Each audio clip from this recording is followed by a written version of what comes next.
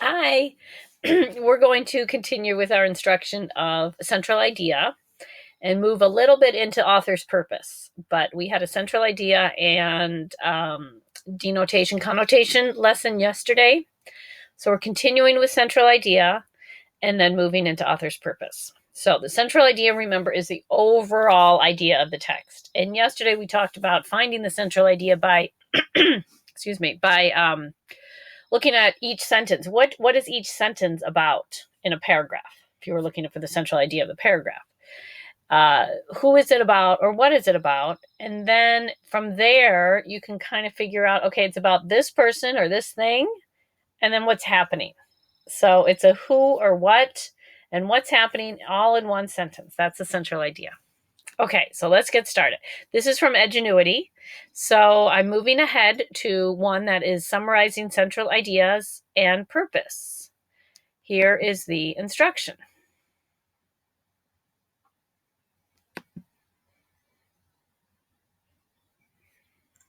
You just thought about how science is used every day. That's going to help you answer the lesson question, which reads, how does an author develop central ideas to achieve a goal? Next, you will work towards understanding the purpose of technical language in an informational text. Basically, you will analyze the use of science-related terms in the Hot Zone by Richard Preston. Okay, so that's setting the stage. How does an author develop a central idea to achieve a goal? So let's go on from there. When reading a text about a science-related topic such as... All right, we're going to pass on the jargon instruction because I don't want you to focus on that. We're focusing on central idea. So we're passing this slide. We're passing the next slide. And then... jargon is usually difficult to understand.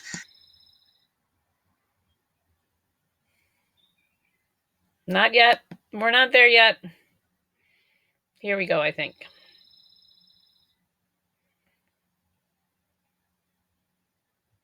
A dictionary is a great resource when context... Okay, I'm going to leave this one in here. We're not on central idea yet, but we were talking about the denotation, the dictionary definition of a word yesterday. And every computer has a dictionary. I look up words all the time. So if you don't know a word, look it up and learn it. That's just what you need to do. So here is consulting a dictionary. Okay.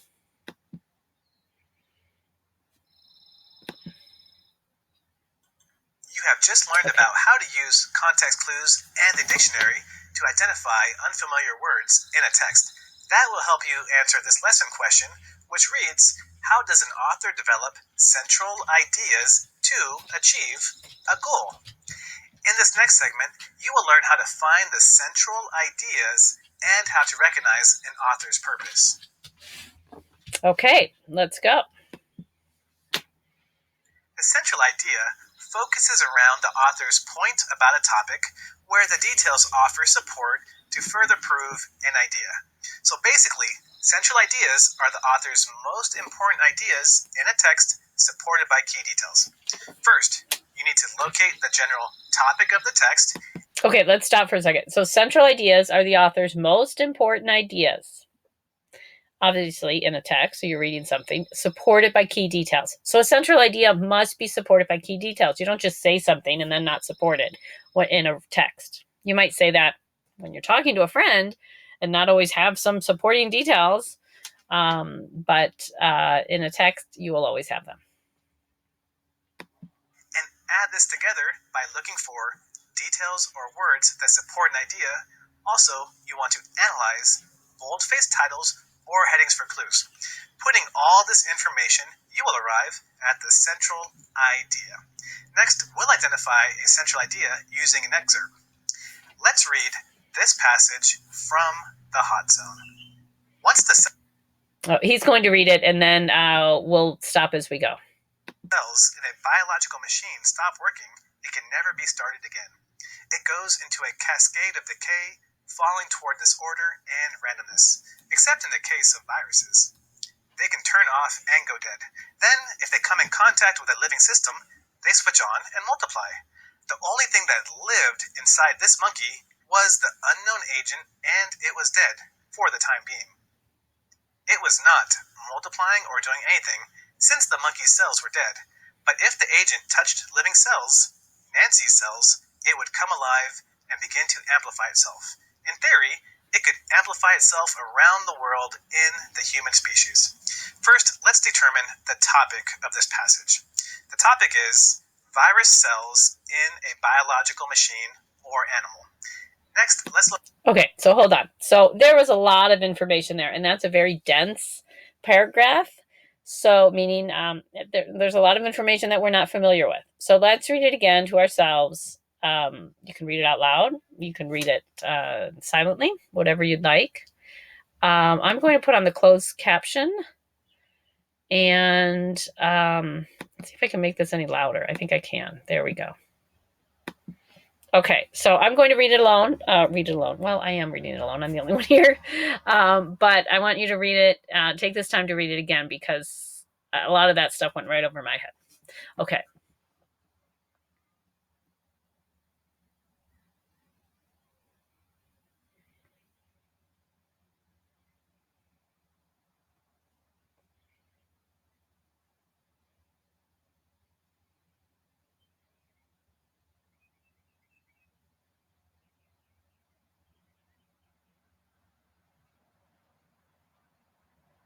Okay, so I have a little bit more, a little better idea of what's going on, a little bit more information.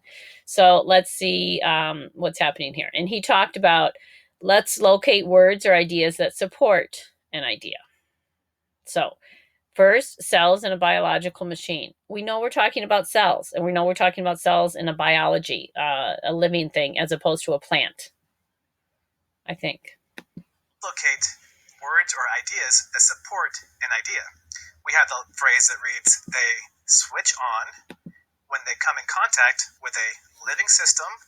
They multiply when in contact with living cells. There is also a contrast here between living and dying, and we see that in the phrases living system, go dead, it was dead, and the monkey's cells were dead. Last, let's combine the topic with supporting details to arrive at the central idea. The virus has the potential to come alive and spread throughout the human species. Next, you'll determine the central idea of an excerpt from the text. Okay, let's go. I think I closed this.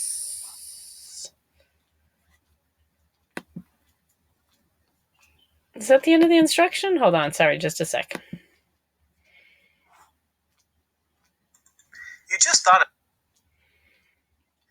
as you read. Keep in mind it wasn't the end. Sorry. Okay. You have just learned the central idea. Here it is. So we were here. The central idea focuses. Now we're here. Okay. So we're checking on what the central idea is in the topic. So let's listen to the intro. Read the excerpt from The Hot Zone, then use the drop-down menus to answer the questions. Okay, so here is the excerpt. So we're practicing finding the central idea. Half of this biocontainment operation was going to be news containment. So they didn't want people to find out about it, right? C.J. Peters' comments to the Washington Post, a major newspaper, were designed to create an impression that the situation was under control, safe, and not at all that interesting. CJ was understating the gravity of the situation, but he could be very smooth when he wanted, and he used his friendliest voice with the reporters, assuring them over the telephone that there really was no problem, just kind of a routine technical situation. Somehow the reporters concluded that the sick monkeys had been destroyed as a precaution, when in fact the nightmare and the reason for troops was that the animals hadn't been destroyed. Okay. So over here, it says read the excerpt from the Hot Zone, which we just did, then use the drop-down menus to answer the questions.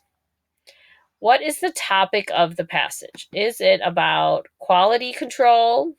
It's a little bit about trying to figure out how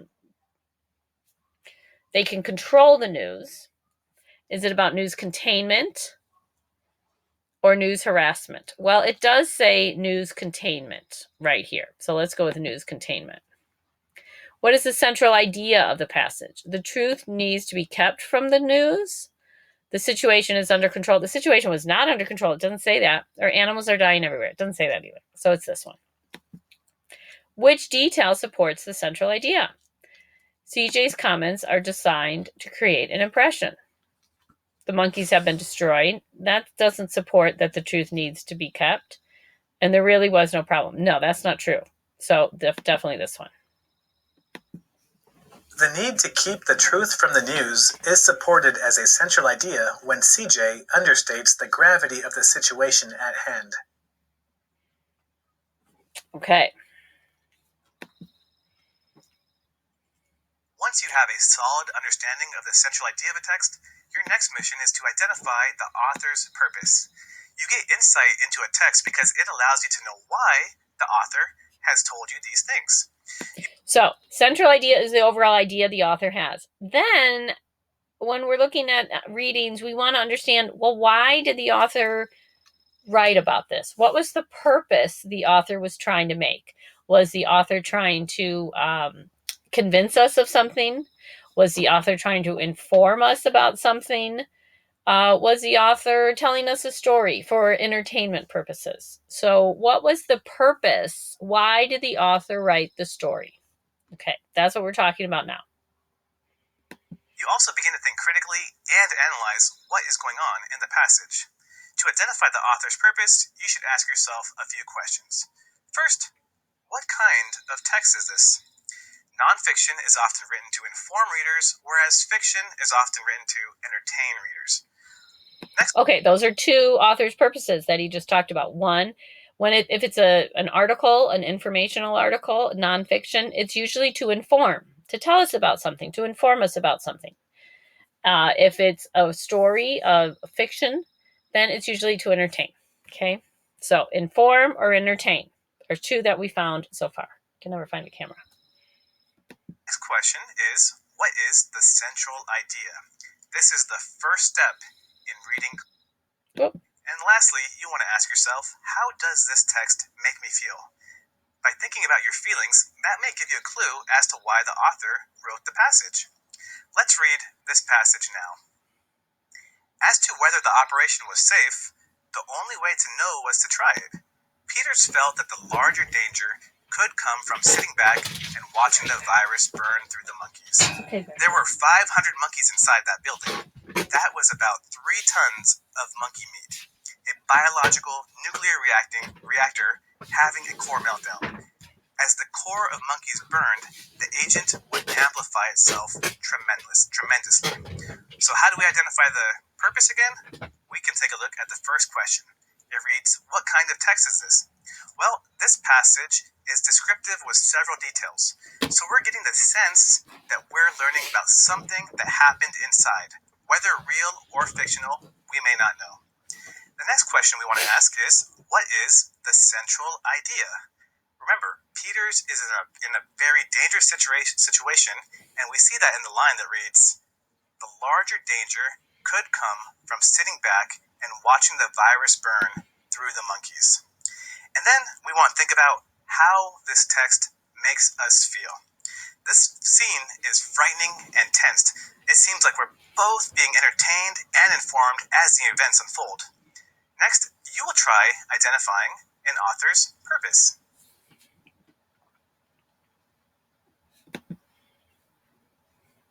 I don't like when the answer's already there.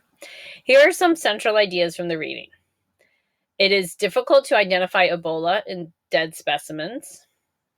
The scientist's work is considered highly hazardous. This virus has the potential to come alive and spread throughout the human species.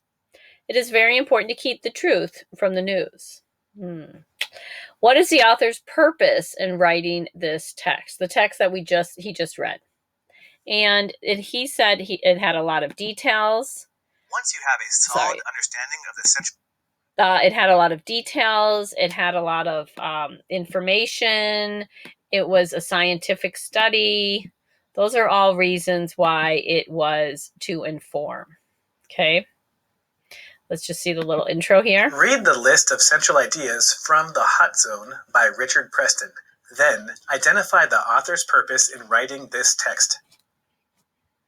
Okay, we did that.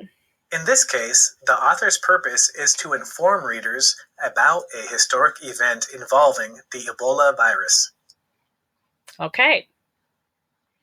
Last slide. As you read, keep in mind that this book, The Hot Zone, is based on true events. Monkeys that were imported into a research facility in Virginia were discovered to have the Ebola virus.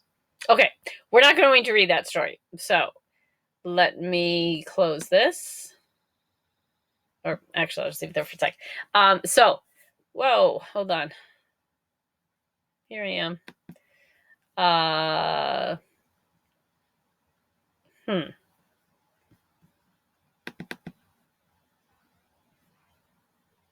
It's not what I wanted to do. So you know what? Let's see if I can get this down here. Whoops. Okay, here we are. All right, so that was our ingenuity lesson for the day, and it was on central idea, and also indicated how to identify the author's purpose. So that's all we have for now, and I will hear from you tomorrow, I hope, and you will see me. Thanks. Bye, guys.